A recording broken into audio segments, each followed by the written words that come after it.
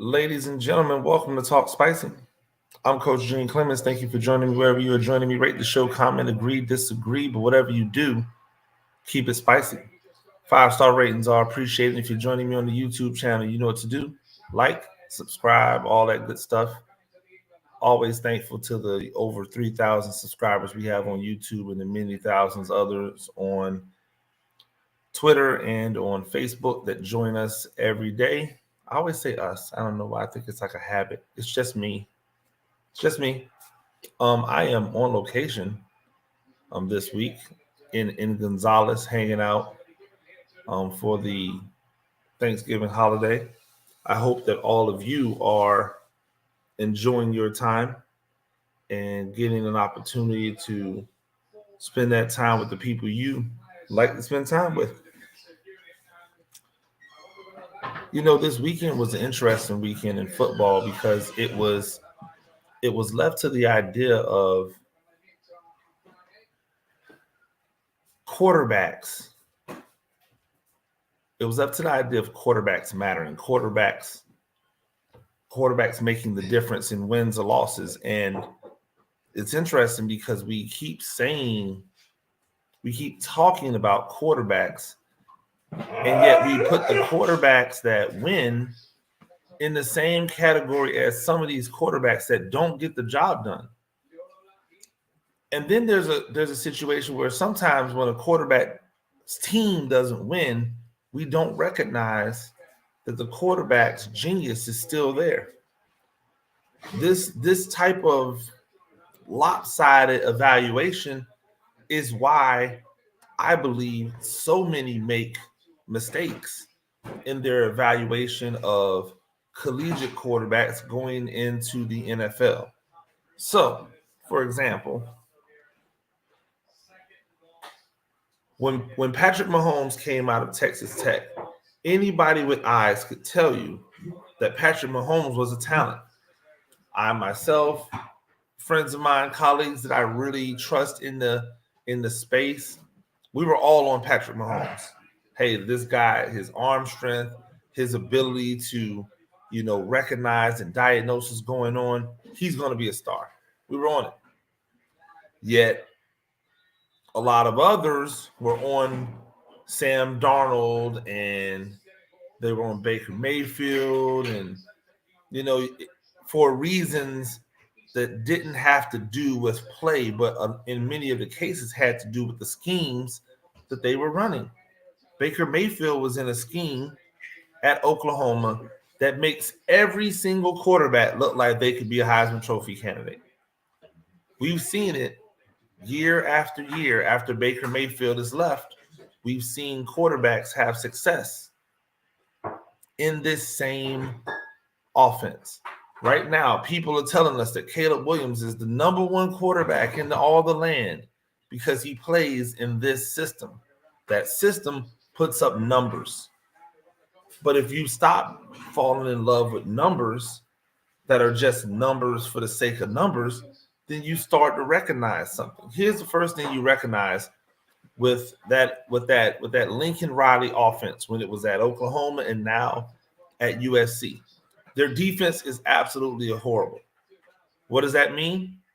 That means that you don't have the luxury of sitting your quarterback down in the third quarter or in the fourth quarter because the game's out of hand and letting the backups. Your starting quarterback must play the entire game because your offense is going to give up almost as much points. I mean, your defense is going to give up almost as much points as your offense scores.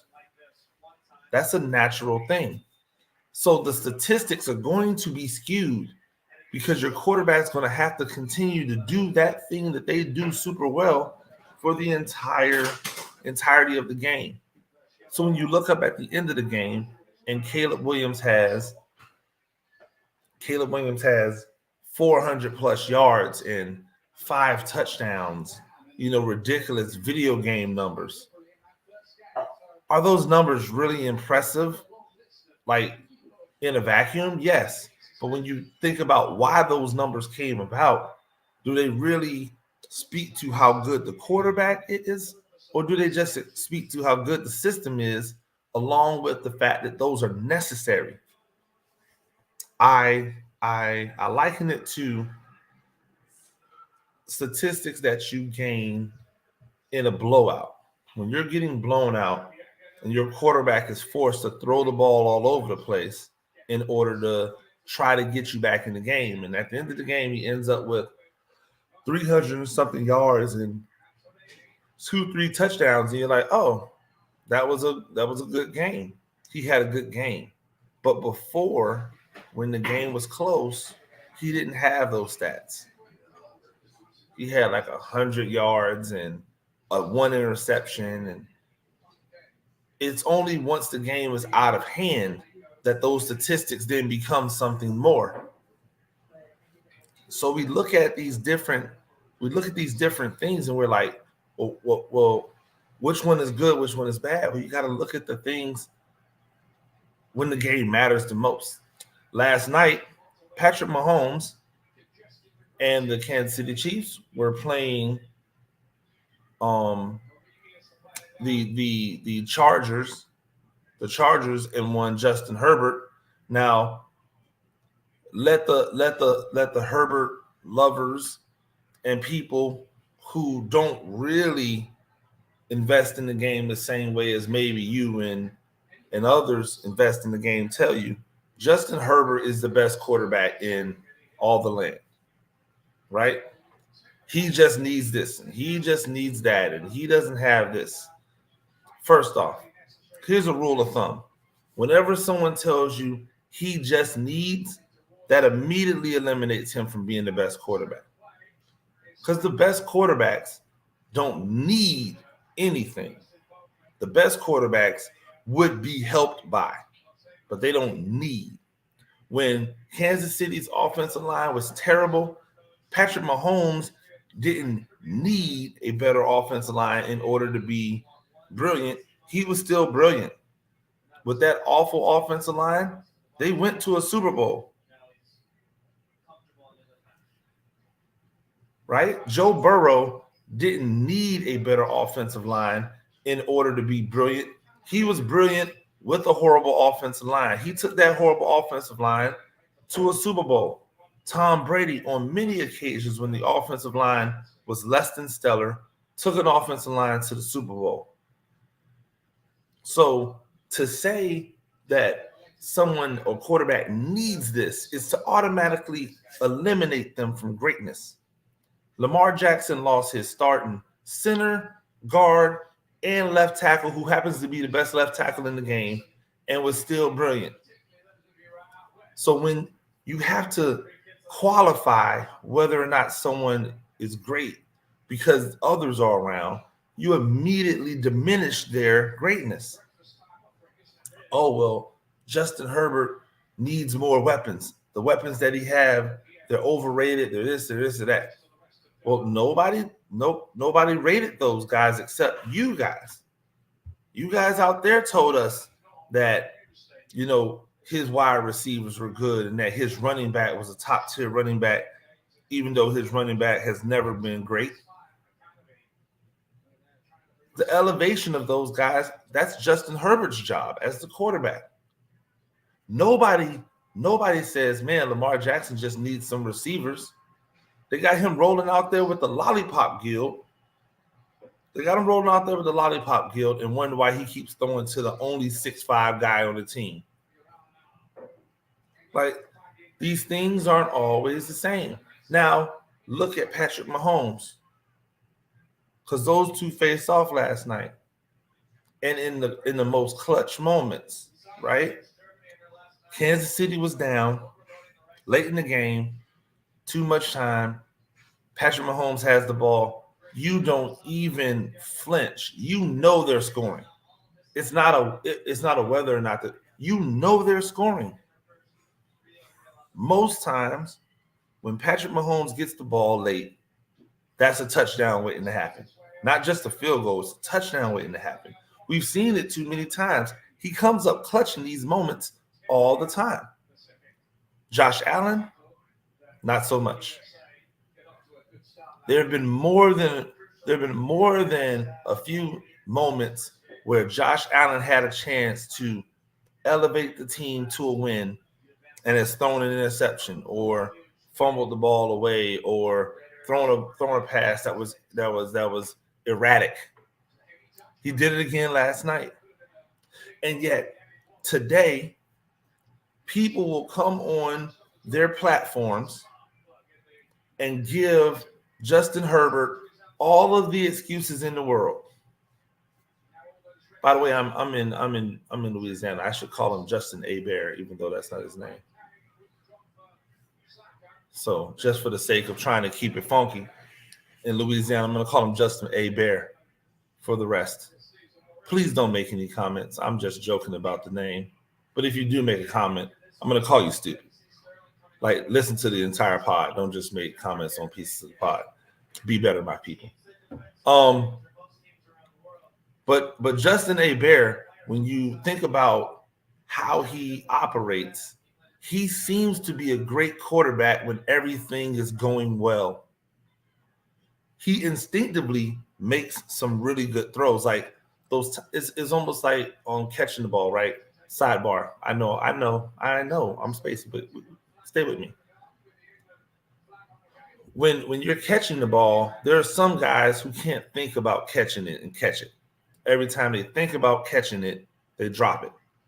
But when they don't have the chance to catch it, they just flash those hands and boom, the ball sticks. Justin Herbert, when he has a chance, Justin Bear, when he has a chance to think about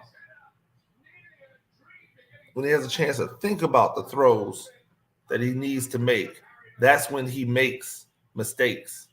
But when he instinctually just has to do it because the pressure, like he's being flustered, he's being rushed out the pocket, he just got to throw it. That's when he makes some of his most phenomenal throws. The problem is you can't play the game unconsciously. You can't play the game without thinking. That's impossible, right? So it's really important for those guys to not get into situations where the brain is needed to just be in places where they can play freely, because every time they can't play freely, that's when things go wrong. And that's who Justin Herbert is, Justin Bear. That's who he is right now.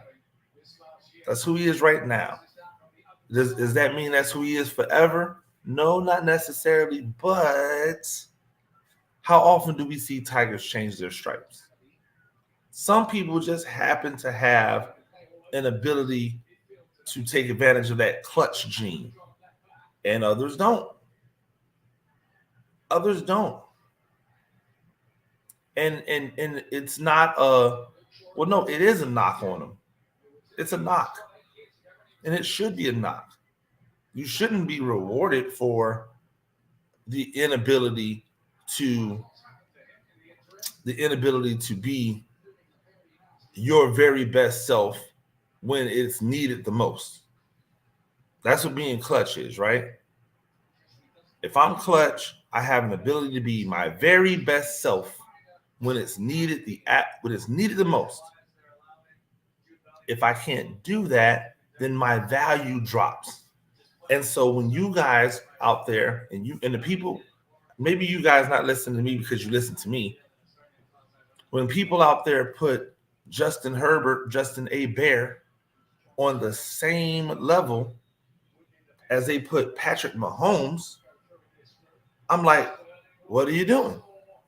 When people go out there and put, by the way, just so you know, because you see my eyes popping up, I'm watching this England-Iran game as we record right now, and England just put the ball in the back of the net. It is 1-0 England.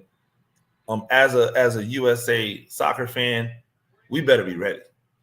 England's not playing jokes. They're not playing games this year. We better be ready for England when England comes around. I mean, we better be ready for Wales. Make sure y'all tune in, by the way. I'll be watching. But we better be ready for England as well.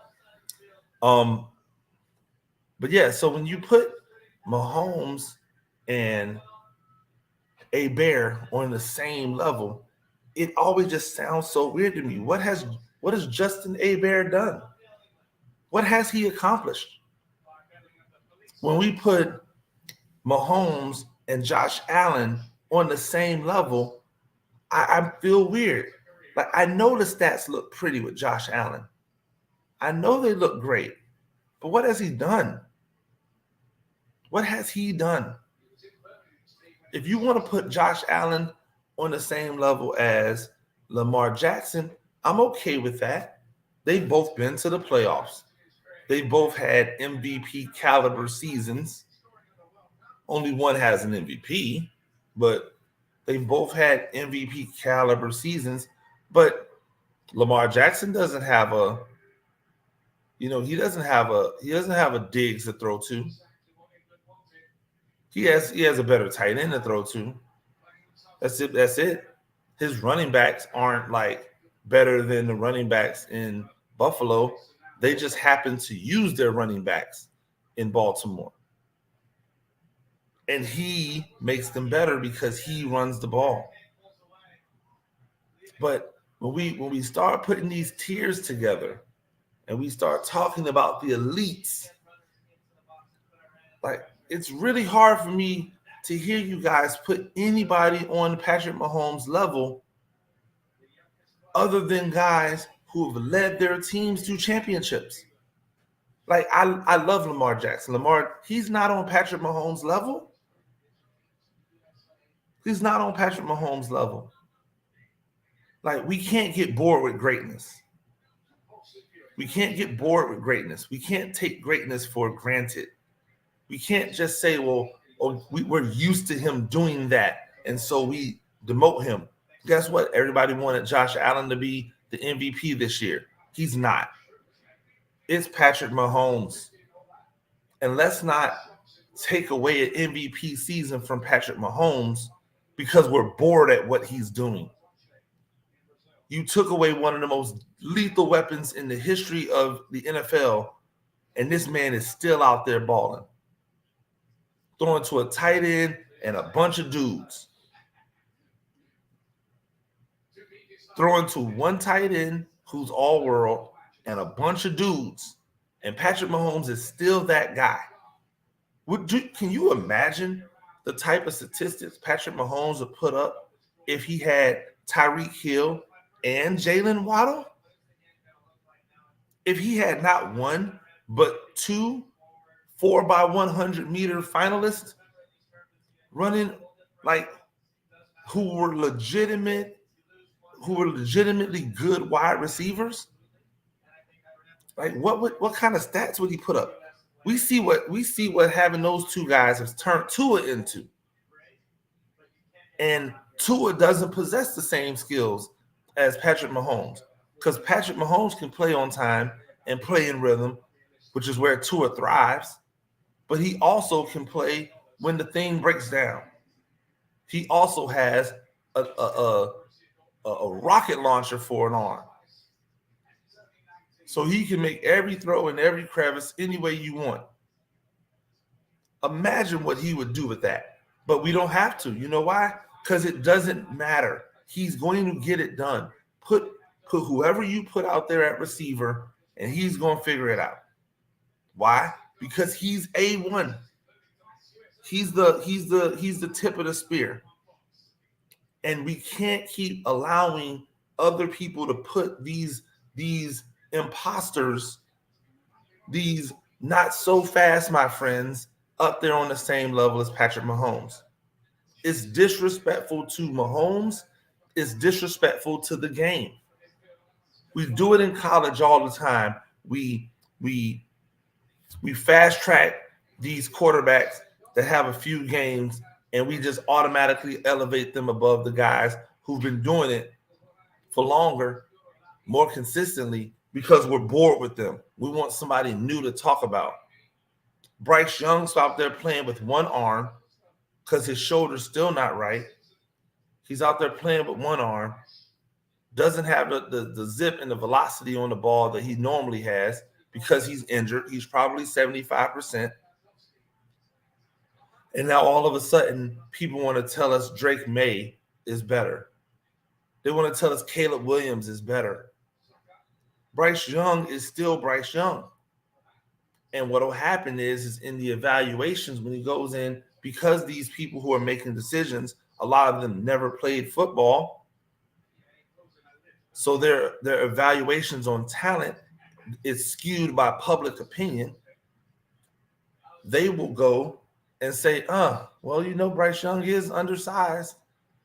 Well, Bryce Young is this, he is that. And you'll start to see Bryce Young drop in the draft, in the rank, in the ratings where he should be. And he'll go to a team that needs a quarterback, but maybe has one already, and they already have a good little thing going. And he's going to go there, step foot on the field, and light it up. Why? Because he's only lit it up his entire life. Meanwhile, if Drake May doesn't have one thing go right on rhythm, it looks bad. If the bullets start flying at Drake May, he looks bad. I was waiting until the Clemson game for him to be exposed, and he exposed himself against Georgia Tech. We got to stop disrespecting these top-level quarterbacks with these mid-level guys who have potential. It's just disrespectful. Ladies and gentlemen, that's Talk Spicy. I'm Coach Gene Clemens. We do this thing a few times a week. Rate the show, comment, agree, disagree, but whatever you do, keep it spicy. 5-star ratings are appreciated. And if you join me on the YouTube channel, make sure you like, make sure you subscribe. Until next time, peace.